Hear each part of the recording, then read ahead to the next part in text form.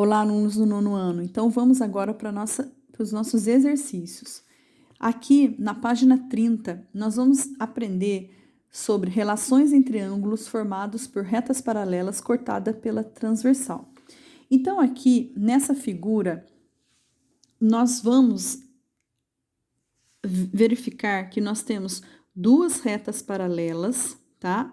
R e S são duas retas paralelas e elas estão cortadas por uma transversal. E nas propriedades, nós vamos perceber que existem ângulos entre elas.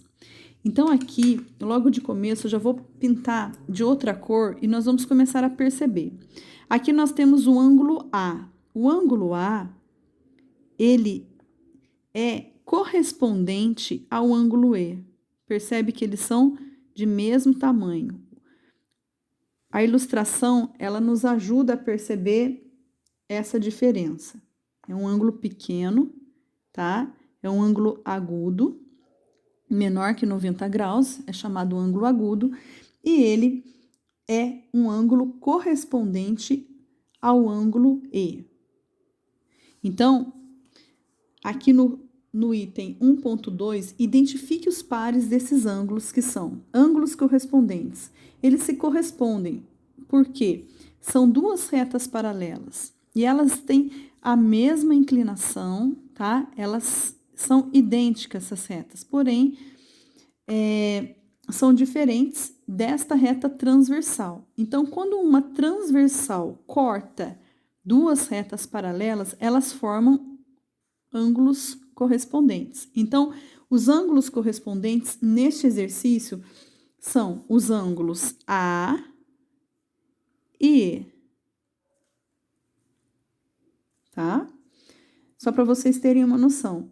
Nós temos mais ângulos correspondentes. São ângulo C e G, ângulo B e F. Eles são ângulos correspondentes e eles são congruentes entre si. O que quer dizer congruentes? Mesma medida. Então, eu coloquei somente um exemplo, tá? Porque não há espaço, coloquei um exemplo, é o ângulo A e o ângulo E. Lembrando que a notação de ângulo você escreve com letra minúscula e o acento circunflexo em cima da letra, ok? Ângulos alternos internos. O que são alternos? Alternos, eles são de lados alternados, quer dizer que eles não são do mesmo lado.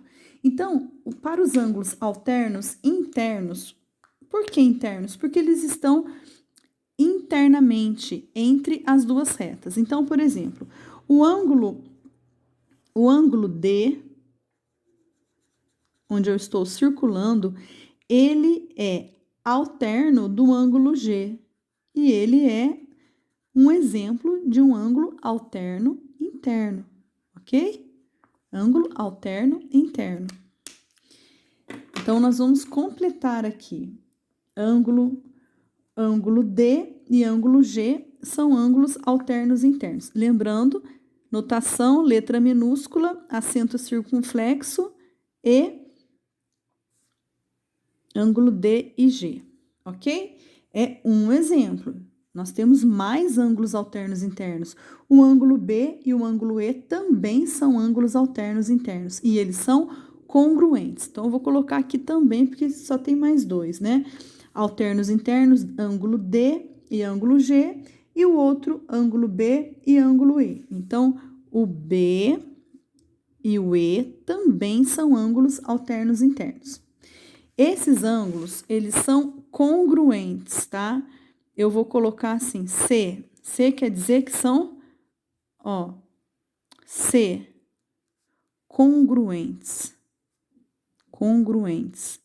Congruentes quer dizer mesma medida. Eles possuem a mesma medida, ok?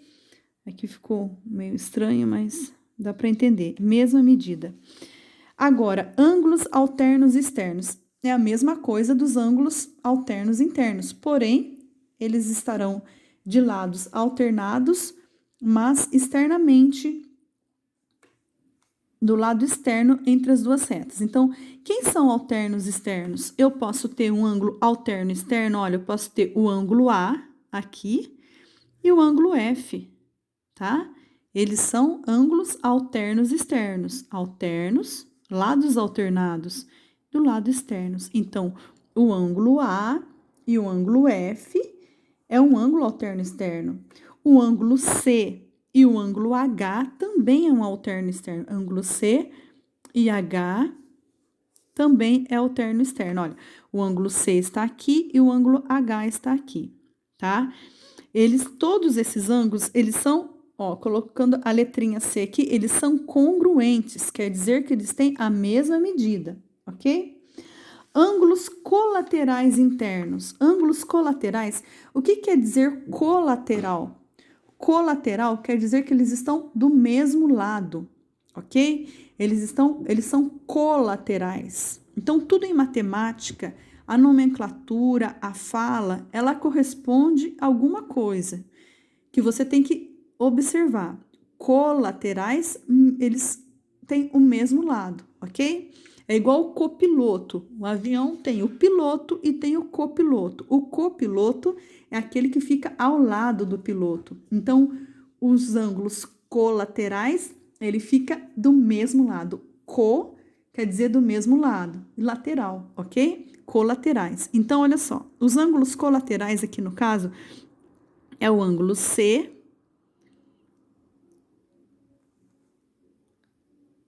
e o ângulo F, eles são, eu acabei falando os de fora, os externos. Colaterais externos, aqui ó, colaterais externos, é o ângulo C e o ângulo F. E os colaterais internos é o ângulo B e o ângulo G, tá? Então, deixa eu colocar aqui de cores alternadas para que vocês possam entender. Vou buscar uma outra cor. O ângulo B, tá? Neste caso, o ângulo B e o ângulo G, eles estão do mesmo lado, ok?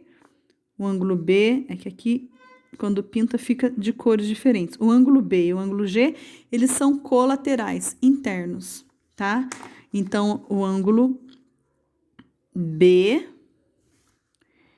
e G são colaterais internos. E o ângulo E e o ângulo C e o ângulo F, o C e o F, eles também são colaterais externos. Neste caso, eles não são congruentes. Todos os outros são congruentes. Eles não são congruentes, eles não possuem a mesma medida, mas eles têm uma propriedade. Eles são ângulos suplementares. O que quer dizer ângulos suplementares? A soma desses dois ângulos é igual a 180 graus. Então,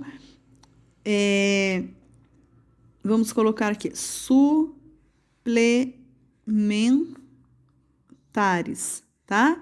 Esses dois ângulos, eles são suplementares, ok? O que quer dizer suplementares? Vou escrever aqui para vocês verem.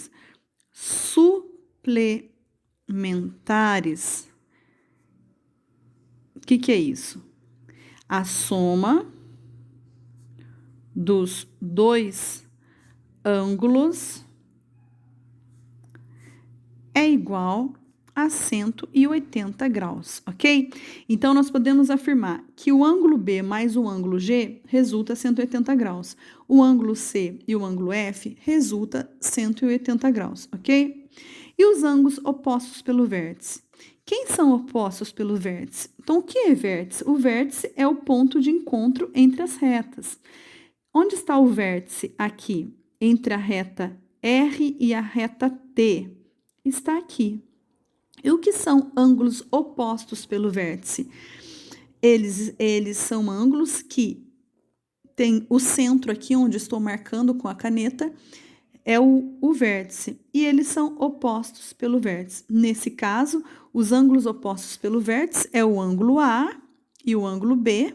E no outro encontro, aqui, entre a reta S e a reta T, o opostos pelo vértice, nós temos aqui o ângulo E e o ângulo F,